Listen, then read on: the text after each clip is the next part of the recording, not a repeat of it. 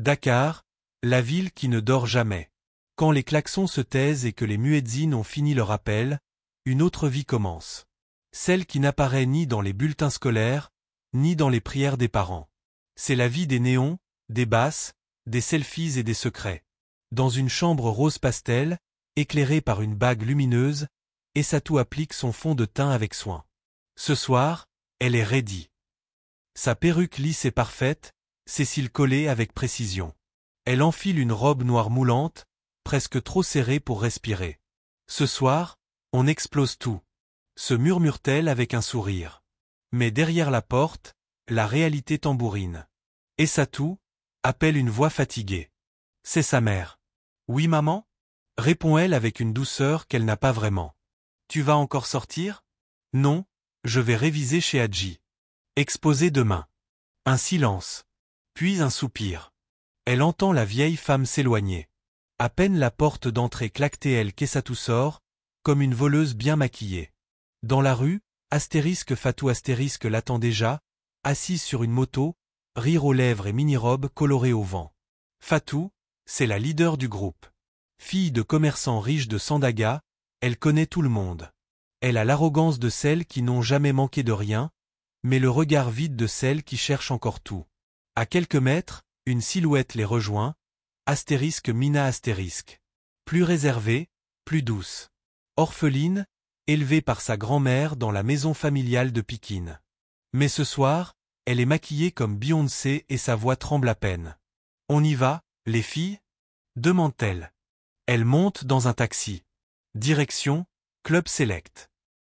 Le club est comme tous les clubs de Dakar. Trop bruyant, trop chaud, trop cher, mais irrésistible. À l'entrée, les vigiles reconnaissent Fatou. Elles entrent sans faire la queue. À l'intérieur, les basses font vibrer les murs. Lumière stroboscopique. Bouteilles alignées. Les filles dansent. Elles chantent. Elles filment. Chaque story publiée est une victoire. Elles n'ont pas encore 22 ans, mais elles se croient reines. Reines d'une liberté fraîche, pétillante, insouciante. Elles vivent pour le regard des autres, pour les flammes rouges sur Snapchat, les likes sur TikTok. Fatou commande une bouteille de champagne. Mina boit du jus mais sourit. Essatou regarde autour, jusqu'à ce qu'un groupe de garçons bien habillés s'approche. Mahan, vous êtes en feu ce soir. C'est quoi vos blazes, les queens? Les filles rient. L'alcool coule.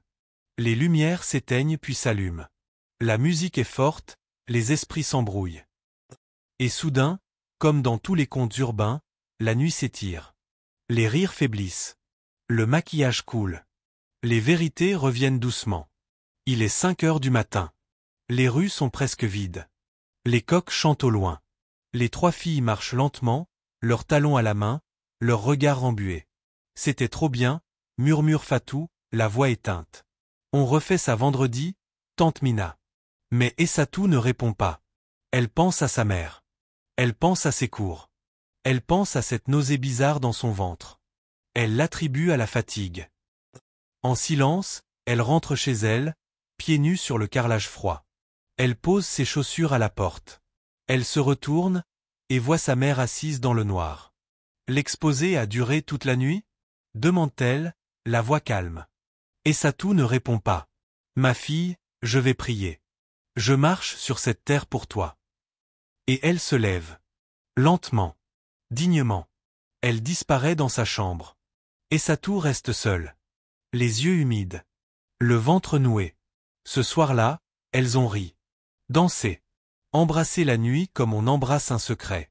Mais ce qu'elle n'avait pas compris, c'est que la liberté, quand elle est mal portée, devient une charge. Une dette. Un piège doux. Elle ne savait pas encore que dans quelques semaines, leur corps parlerait pour elle. Que les rires d'aujourd'hui deviendraient les larmes de demain. Mais la vie, elle, ne les attend pas.